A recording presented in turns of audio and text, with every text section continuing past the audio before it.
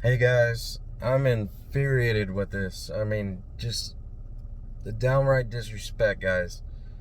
So sit back, relax, man, and we'll get into it. And before we do, I'm going to attach this email in regards to Tampa once again coming at us as private security. So sit back, relax, and we'll get into it right after this.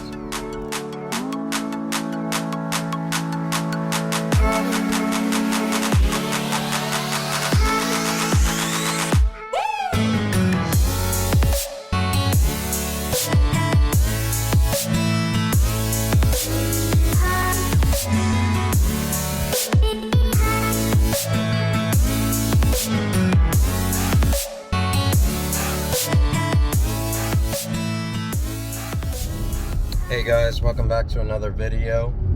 Just wanted to touch base and I guess continue the topic of the Tampa Police Department in our area that wants us off parades and so forth.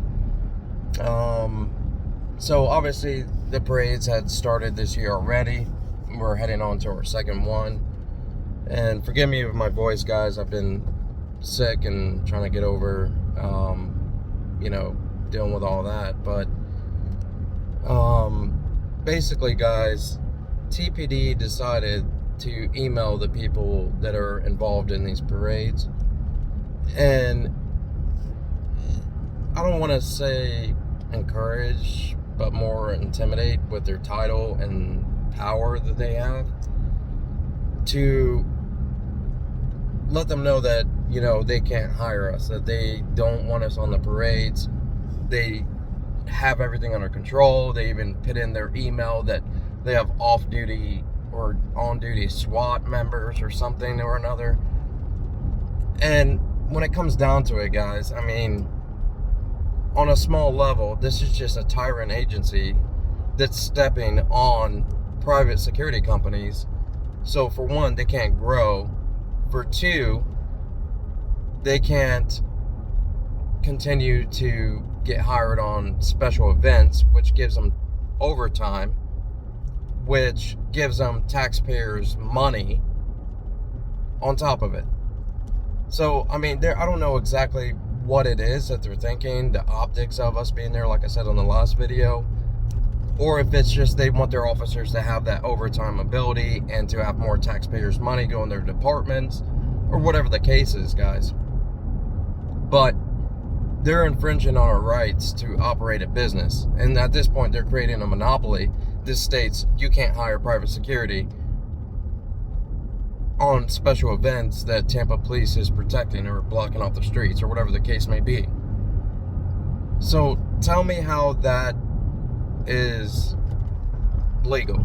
For one, there's no law in Florida that states we can't work special events, we can't work parades, we can't work when police or law enforcement or in general are protecting those areas as well.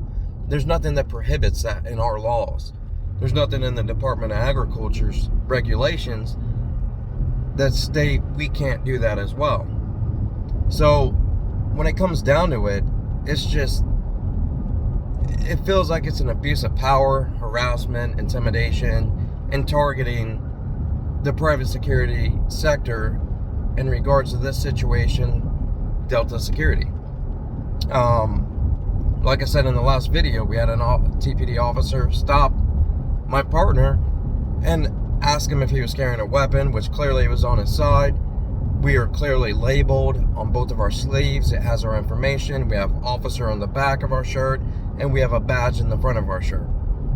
We have all the identification on our presence that is clearly seen. The officer that emailed states that, we don't want any issues if there is an incident that happens and these guys are carrying guns. We don't want to accidentally put them in the crosshairs or whatever the case may be.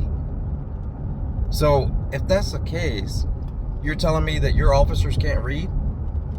A big ass thing on the back of our shirts that say officer, a badge in the front of our shirts, patches on our side. They don't know who we are when we've been working those parades for almost an entire year already. You're telling me the Tampa Police has no education or common sense, is what that email is stating, and that they don't want us to take their overtime away. We're not taking their overtime away. These guys have to block the streets down and stand on the barrier. We're protecting individual, non-profit organizations, business to business. And they're infringing on that.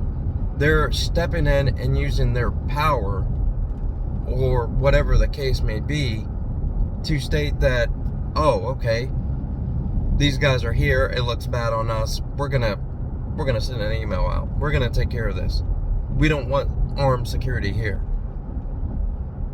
Okay, is there a law against that? When I spoke with the law enforcement TPD guy, he said there's no laws against it. I said, well, is it prohibited? Is it a city ordinance or something? No, there's no city ordinance. Okay. So, by all legal definition, we have every right to be here. Yep, you do. But you'll be hearing from our department eventually. We never were contacted by Tampa police. We got these emails from clients. So, what are they expecting? What if our clients never pass that information along and we show up armed at our job to protect these people? Then that creates a confrontation. And Florida guys, I'm sure you know we have a stand your ground law. Well, do you think honestly private security versus law enforcement, there's a stand your ground law due to injustice of law enforcement, or law enforcement using their power and abusing it to shut down a private security company, which is a small security company? I mean, what do you guys think about this? We're legally in our right to do this. We have the license, we have the insurance, we are licensed, we go through our firearms course. We have everything by the book. And then there's no law stating that we can't do these parades. And then they want to shut us down. It sounds like, I don't know, extortion, a monopoly of money that they're afraid of losing, whatever the case may be, guys. And it's just irritating that now we have to find a way around this, because we're not going to sit back and let any agency step on any way of us growing. You know, those parades, thousands of people go to. So they see us, they see our uniform, they see our brand for our company. So that's hurting us, not financially, just that, but as far as growing in social media and our optics for business growing, they're stopping it. Our presence not being there is stopping the growth of our social media to grow our business. So the problem is that they're affecting not just our livelihood, our business, but they're making their own laws up and saying that this is the way it is, when they have no right. So let me know what you guys think in the comments down below. I'm definitely interested in hearing, you know, what you guys think about this. I do know that there was a security company that had this problem in Tennessee, and, you know, they won a civil lawsuit, right? And it obviously didn't make a big enough impact to affect other states. So it seems like this is going to be a fight that private security companies are going to have to face, at least in our state, in Florida.